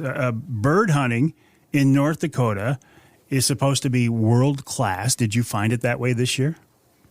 Well, it was good and bad. There was a lot of birds, but the crops were still up, and that makes it tough. And they had, for North Dakota, they had an unusual amount of rainfall, and the corn and the sunflowers were still too moist for the most part to harvest. So unless you got out there at the break of day and caught the birds in their roosting areas, it actually got a little tougher because they would go immediately into the flowers or into the corn, and you know that makes pheasant hunting tough. And then when they're in those crops, they can run and run and run, and that's what they like to do. So the birds numbers were good, but like I say, the crops made it a little difficult. So it was still fun though. Okay, so a bad day of bird hunting, pheasant hunting in North Dakota. How many birds are you going to see? How many birds are you going to get a shot at? Put up. Well, where I go is very difficult terrain. You might have a good day and see a couple dozen, but they might all be, sometimes they're out of range. Or sometimes you can catch them when they're coming in to roost. And but there's a lot of variables. I'm not trying to, like most sportsmen, I can find excuses. Well, can't we all? Yeah, but when the wind picks up, the birds get spooky. And as you know, the Dakotas are famous for their winds, very windy days. That makes things difficult. So those are the days you go and help the farmer who lets you hunt on his property, and you change water pumps and stuff like that. But you can see a lot of birds. You got to be aggressive. You got to have either a dog that can hold the birds at point, or if you have a flusher like I do, sometimes you need to hunt with a pair of tennis shoes to keep up. But yeah, you can see. But the nice thing about North Dakota is there's a mix. You can hunt Hungarian partridge, sharp-tailed grouse, as well as roosters, pheasants. So, you know, you might, especially in the flowers, you might get a chance at all three. So that breaks it up and makes things very interesting. Well, and then so you head south, you jump across the border into South Dakota to whitetail hunt. I got to be honest, I don't think of South Dakota as a whitetail state. Actually, our permit actually allowed us for either a mule deer or a whitetail, but they had, now where bird numbers were up, deer numbers were actually down. They had a very hard winter last year, and we would see mule deer does, but we didn't, very few mule deer bucks. And it actually turned out we saw, well, there were 4 of us, and as of this morning, 2 of us were successful, and both were whitetail bucks. Both were 10-point whitetail bucks, so both were beautiful deer.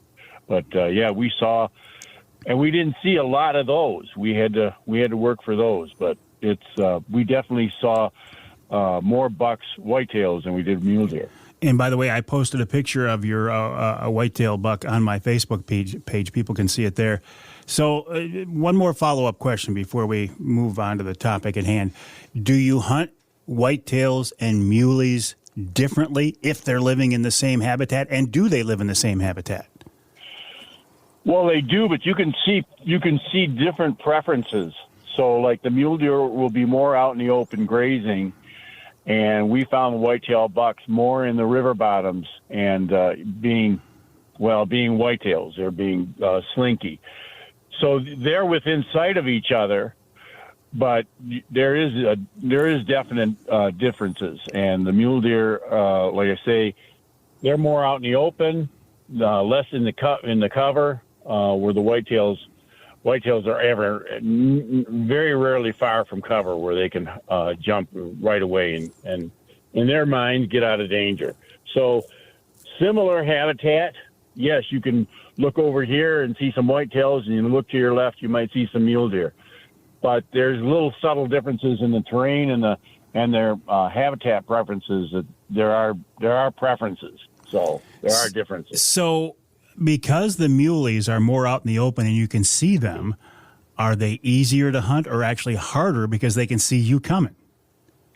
Well, yeah, that's the great debate. But there's a lot of people who assume that because the mule deer are out in the open, and a lot of times when you initially spook them, they'll run a little ways and stop and look back. But I haven't found that the case with the older mature bucks. So an older mature mule deer can be pretty tough, and he might not necessarily stop and look back. He might just keep going over the next hill. Whitetails, of course, as you know, they run here. They're out in the open, but they always know where the nearest cover is. So they'll run to the cover. Now, sometimes they might have to run across 40 acres to get to that cover, but they'll run to that cover. Mule deer use more distances by itself as an escape plan. So are they definitely differences of patterns, difference of, in terms of their mind, escape, but I don't know. I find them both challenging. All right, one last, and I promise this is the last deer hunting question. So I've never had mule deer, but I've always had this fear that it wouldn't taste like whitetail. I feel like it would taste like sagebrush, because that's what they're eating on, right? Well, mule deer are more of a grazer. The pronghorn antelope like sage. The mule deer will eat sage, but the mule deer, they're grazers. They're out there in the alfalfa and everything else. So I think now I did have one gentleman say that he shot a big mule deer and it was in the rut and he didn't care for it.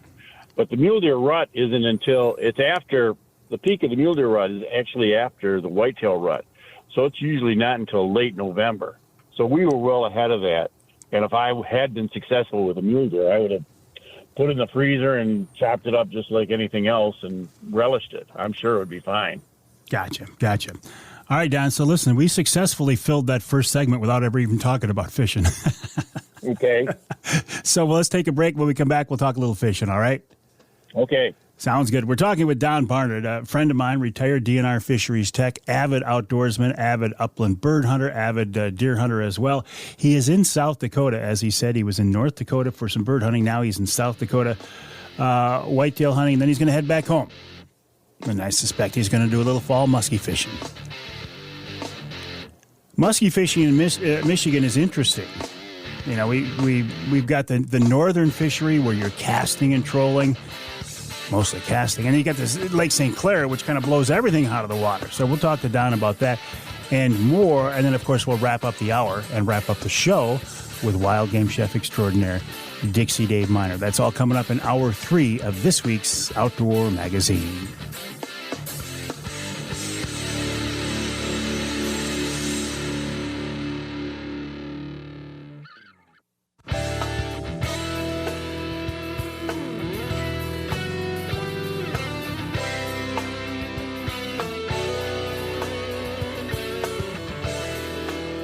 You can hear the Outdoor Magazine show in Muskegon on WKBZ. That's 1090 AM. We can jump over to the other side of the state, Port Huron, WPHM 1380 AM. And let's go north. Let's go north of the bridge one last time. Let's go to Newberry, WNBY 1450 AM. This segment of Outdoor Magazine brought to you by Rapid River Knives. You know, I got to reach for it. You know I have this. A Rapid River knife. That's the sound of my Rapid River knife opening, by the way, and locking back. We had Kris Duerson of Rapid River on in the first segment this week. He will also join me for Wednesday Night Live this week coming up. And just a reminder, they're having a big buck, a good old-fashioned Michigan buck pole, Saturday, November 18th at their showroom on US 2, just east of Rapid River. That's the 18th from 5 to 10 p.m. So check that out. If you can't make it up, go to the website, rapidriverknifeworks.us. That's rapidriverknifeworks.us. Talking now with a friend of mine, Don Barnard, about hunting out west primarily earlier. Now I want to talk to him about some fishing. But, Don, to take us further off track, I'd like to get your reaction to this as a retired DNR Fisheries Technician. I was talking to Nick Green of MUCC earlier, and he mentioned House Bill 5108.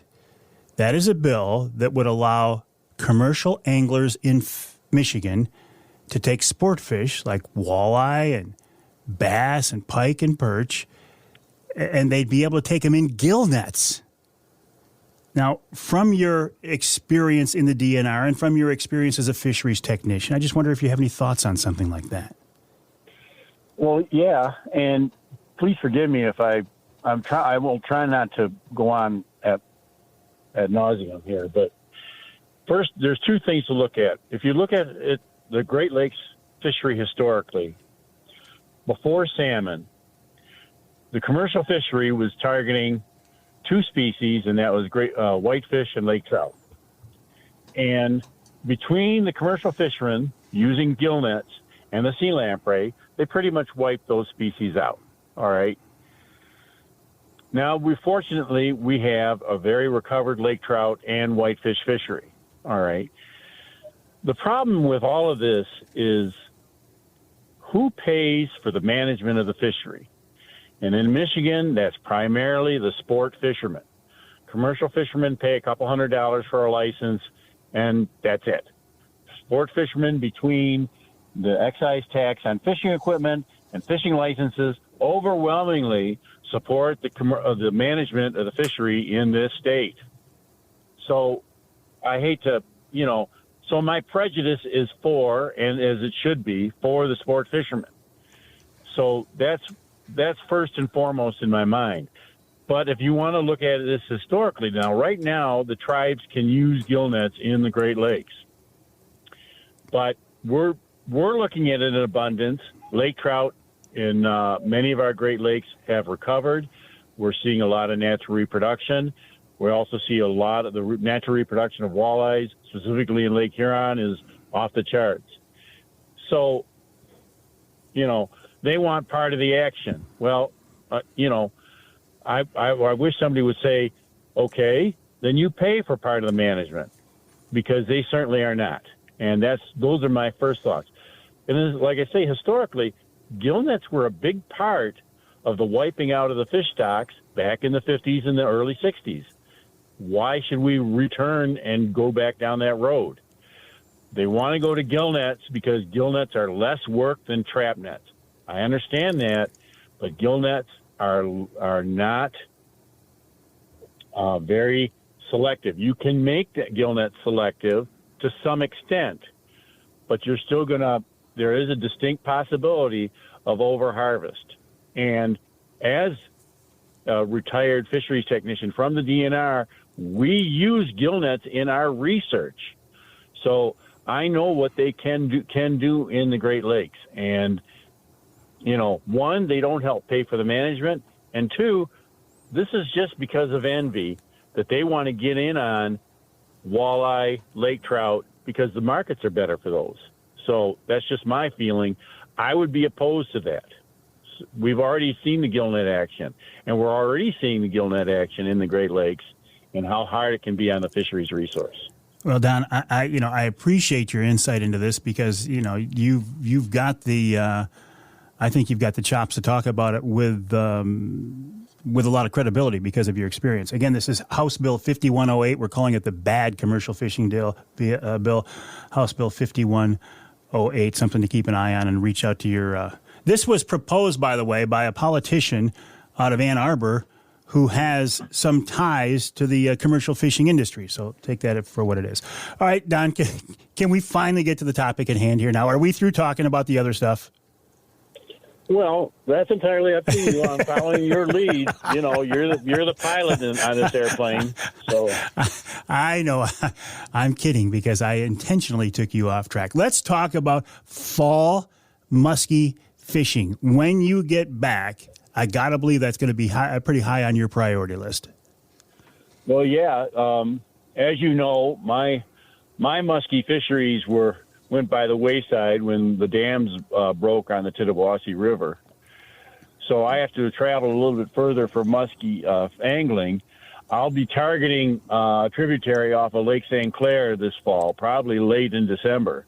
And I've seen some beautiful fish caught down there. And I'll be going down there specifically for casting reasons. So I'm looking forward to that. I have a friend who's been going with me down there, and we'll go down there and we'll see what we can do this fall. We'll dress up warmly and go across Lake St. Clair and go to one of the tributaries, and we'll cast for muskies. So I'm looking forward to that. Yeah, when we lost Wixom, Sanford, Secord, I mean, it really put a damper on a lot of at least mid-Michigan muskie fishing for sure. Well, right. Well, actually, two things came into play. We lost those lakes, but they'll recover quickly.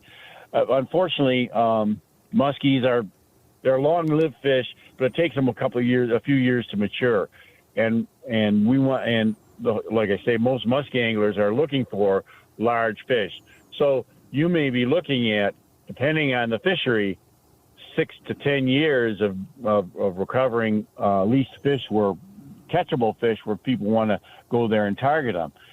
And secondly, right now, our muskie program with the DNR needs help. It needs focus. They tried fall fingerlings from the Great Lakes, and those fish are not doing well. So they're looking at starting new broodstock lakes, or to be more exact, refurbishing old broodstock lakes. Instead of going to the Detroit River, Lake St. Clair to catch muskies, put them in these lakes so we can use them as broodstock lakes. And then they're going to have to start looking at raising the fish to a yearling size in the hatchery. It's more expensive, but right now, in my opinion, the fall fingerling muskies that they're stocking right now are not surviving. All right, a couple of things to follow up on, and this is in regard to the blown out dams and the loss of the lakes there, because I have a lot of people ask me this. When those bodies of water are refilled, and they will be, you say that fishery will reestablish itself, or with some help from the DNR. Muskie is going to take a while, but what about walleye and bass? Will they come back fairly quick? Oh, yeah. When you look at what's upstream of all those impoundments, and those are they're not only contributing water, they're contributing fisheries. So, yes, if somebody is on Sanford or Wixom or Secord or Smallwood or any of those 4 impoundments, and they want to go back to fishing, they'll be able to do that in a year or two for walleyes and bass and all that. Those fisheries will recover. In fact, they will be surprised at how fast they will recover. Okay. Like I say, muskies are far more long-lived, but those fisheries will recover quite rapidly. Okay, so with the loss of your honey holes, you've had to travel. Why not go to northern lower Michigan or go up the UP and fish for muskies? Because, I mean, they've been fishing muskies there for generations. Why go downstate, Don? Well, only because I can go down there and back in a day, whereas opposed to a trip up north is a little bit more involved. But I did go to the UP this summer and fished muskies extensively for 2 or 3 days. While my wife was looking for rocks on this Lake Superior shoreline, I was muskie fishing.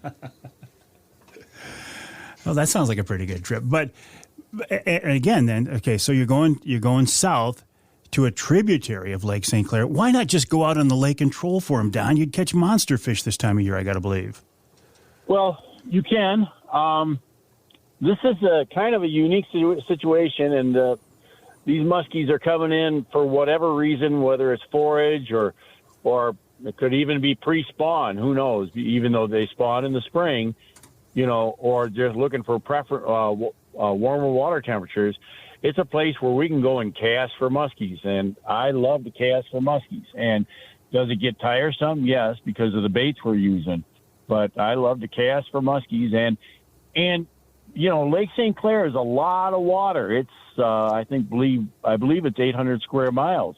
That's a lot of water. So, and there's hot spots. We ran into muskie fishermen who are going across 22 miles across to the Canadian side just to fish muskies. My boat's not quite that big, so I got to stay somewhat close to our shoreline, or I can go and buy a Canadian license and drive all the way around. But right now I can go down to Lake St. Clair, make a day of it, cast for muskies with a pretty good opportunity of having a good-sized fish. All right, and in your mind, as a veteran muskie angler, what is a good-sized fish? Well, last year I was able to put my friend on a 40-inch fish, which I was very pleased about. I'm targeting, I would like to catch the fish in the high 40s, low 50-inch class. That's what I would like to catch for myself. And I have seen that type of caliber fish caught down there. That's what I'm hoping for myself. But if I can take my friend and he can catch 40 to 45-inch fish all day long, that's a successful trip in my book any day of the week. So is a 50-inch, is that like the holy grail for muskie anglers? For the most part, yeah. That's a high water mark. And yeah, that's the reason we release our fish, is because we want the 40 inchers to grow into 50 inchers. Hey, listen, Don, can you stick around? Can I offer you the coveted third segment? Yep. Absolutely. Don Barnard here on the Outdoor Magazine Show, getting the coveted third because I used most of his first two segments.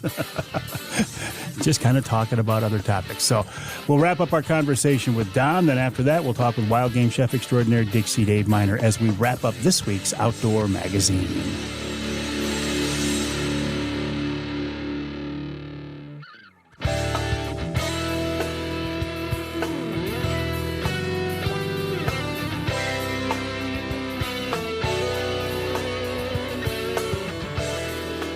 You can hear the Outdoor Magazine Show in St. Joe on 94.9 FM WSJM. You can hear us in Sandusky on WMIC 600 AM, 660 AM, 95.3 FM. And you can hear us in Saginaw on News Radio 790 WSGW and 100.5 FM WSGW. I'm in the studios of WSGW right now. I'm here with Jonathan Dent. John doing a great job. I appreciate it. John has not been around as long as Charlie, so he doesn't have the crowds of people waiting in the parking lot to cheer him on like Charlie does. John will get there. He's still a young guy. I'm confident those crowds will develop. This segment of Outdoor Magazine brought to you by Reader Landscaping. Reader can take care of your lawn and property because it's your nature and our nurture. This is an interesting time for the Reader crews. They are busy. In fact, tomorrow, I've got somebody from Reader coming out to put the sprinkler system to bed, to blow it out, put that to bed. They're doing tree trimming right now. They're doing lawn maintenance. They're doing cleanup. They're getting ready for the snow plowing season. But also, this is a good time to get a jump on the spring landscape season. If you've got a project coming up, get a jump on it now. Go to the website, readerlandscaping.com. That's readerlandscaping.com. They can help you out. The guys do a great job.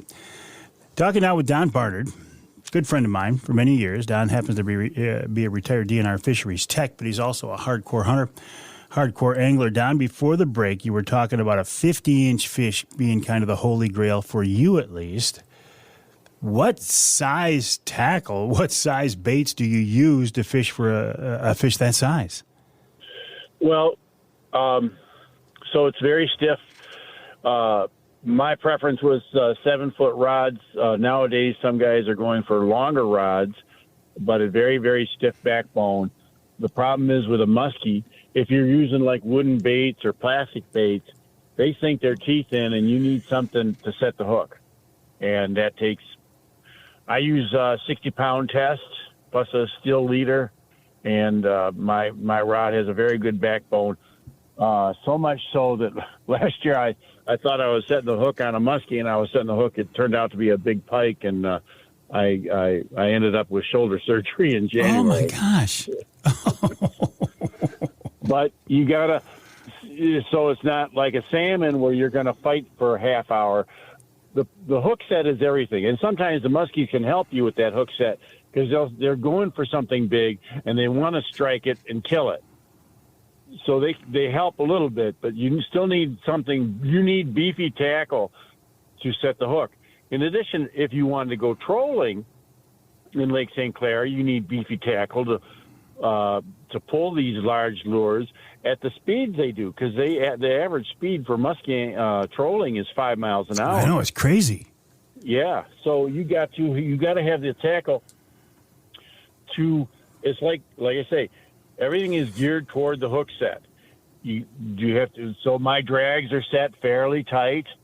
I'm not looking to keep the fish. I want to fight them, obviously, but I don't want an extended fight with a muskie.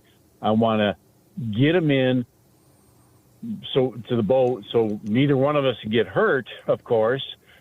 But take some pictures and let them go. And that's the way most hardcore muskie anglers are, right?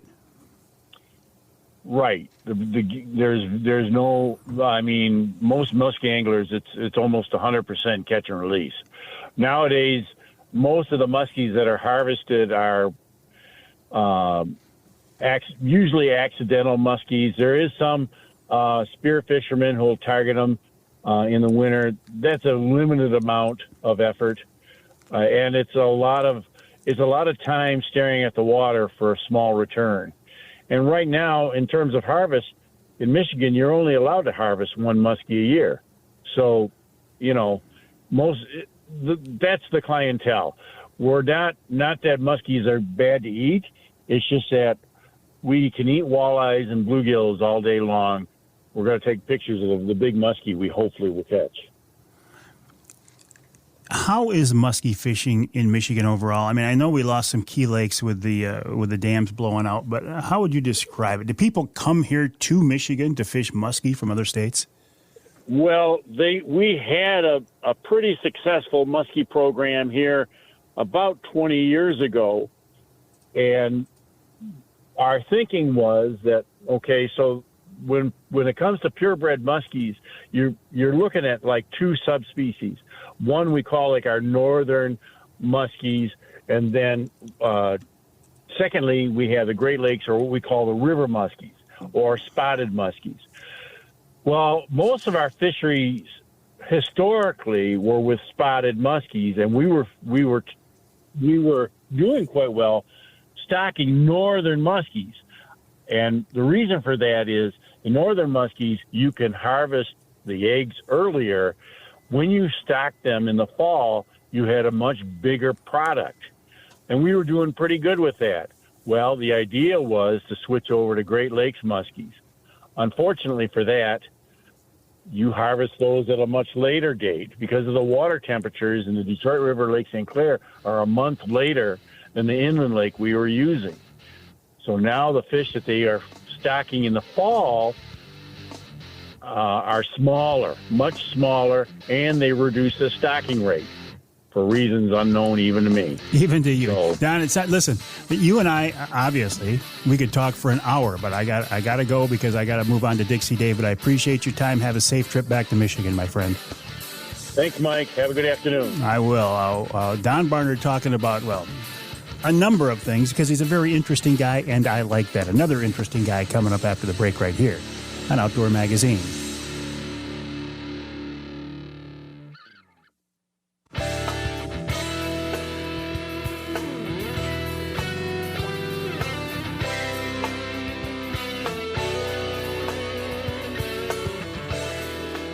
Welcome back to Outdoor Magazine. My name is Mike Avery. So glad to have you along with us. Also, so glad to be able to wrap up each week's show with wild game chef extraordinaire, Dixie Dave Minar. And guess what? He's here once again. David, welcome back. How are you? Really good. I saw pictures of your grandson's buck. Wasn't that a nice one? Oh, my. Well, could I be your grandson? I want to go with you. You can't be my grandson. You could be my adopted brother, and you're welcome to go with us. Oh, my word. What a buck. Yeah, and the thing of it is, and I was telling a story in the first hour, he was very patient. I mean, he passed up bucks bigger than what he had ever seen before, hoping to get a look at that guy. And on the last day of the hunt, he was rewarded for his patience. Boy, that's tremendous. Yeah, we were pretty happy about that. What about you, David? You had a chance to get out and do anything fun? Not really. I think I've been out twice. That's it. Something always comes up. Well, but you know, now, starting with Halloween for the next couple of weeks, that's really the time you want to be out there. I hope you can squeeze some time then. I'm going to block off all my projects. Excellent. I'll sit in the woods from daybreak to sundown.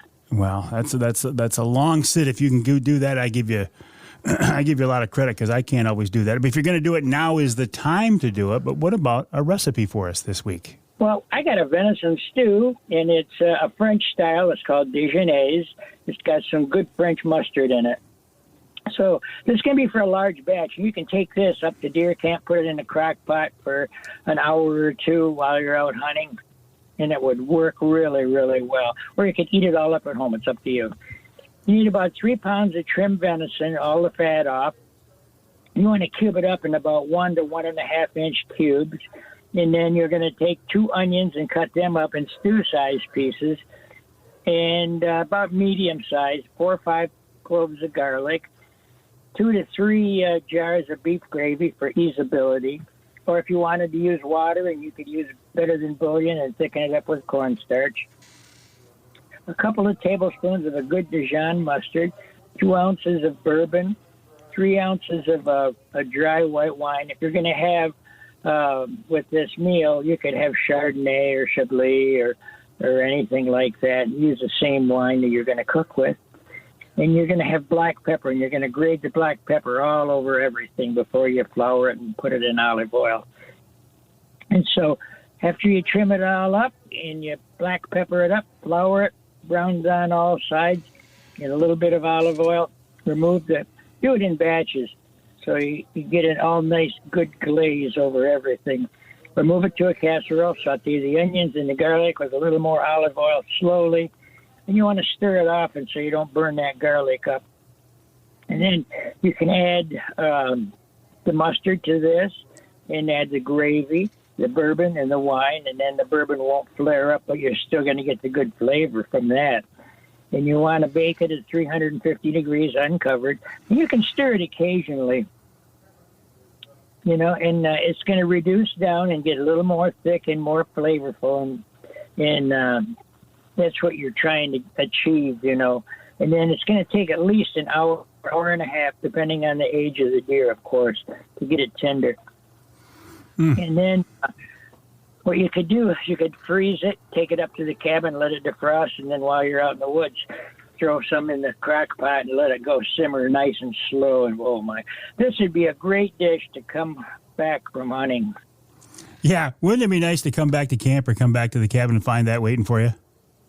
I think it would. That's what we've done in the past. You know, we've made different stews and stuff and put it in the crock pot, and then when we come back from hunting, it's just a simple thing of making maybe some noodles or something to go with a dish like this.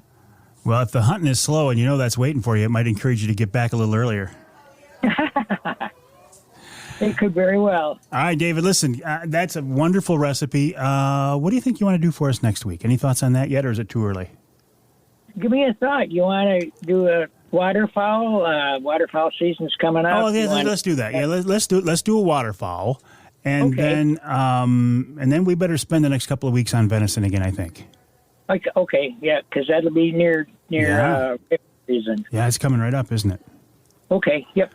All right, David. Listen, I appreciate that, and we'll look forward to the recipes. Thank you. All right, thank you. Good luck in the woods. Wild game chef extraordinaire Dixie Dave Minar, a big part of the Outdoor Magazine show. But you know what? You are the biggest part of the show, because if you weren't listening, if you weren't downloading the podcast, if you weren't following me on social media, if you weren't visiting the website, this would all be for naught. And then I wouldn't know what to do, because I'm not quite ready to retire yet. In fact, I'm not even close to retiring yet. My name is Mike Avery. The show is called Outdoor Magazine. The website, MikeAveryOutdoors.com. That's MikeAveryOutdoors.com. My email address is Mike@MikeAveryOutdoors.com. Don't hesitate to reach out to me. I'd love to hear from you. Send me your pictures. I want to see your harvest pictures. I want to see your outdoor adventures, your fishing pictures, whatever it is. Please, though, if I can ask just one little thing, would you take an extra 5 seconds and put the deer's tongue back in its mouth? I don't think that's too much to ask. If you look at these photos and you see a beautiful picture but the tongue's hanging out, it looks like a cartoon. Why not put stars in its eyes? Take 5 seconds, push the deer's tongue back in its mouth, take a nice, respectful, beautiful picture, and send it to me, to Mike at MikeAveryOutdoors.com, and I will be happy to share it with the world. Don't forget about Wednesday Night Lives. This Wednesday coming up, Kris Duerson of Rapid River looking down the road, Wednesday, December 6th at the Lumberjack. Another live event there. You can join us. What else? I think that wraps it up, and that wraps up this week's Outdoor Magazine show. Have a great week. I'll talk to you next time right here on Outdoor Magazine.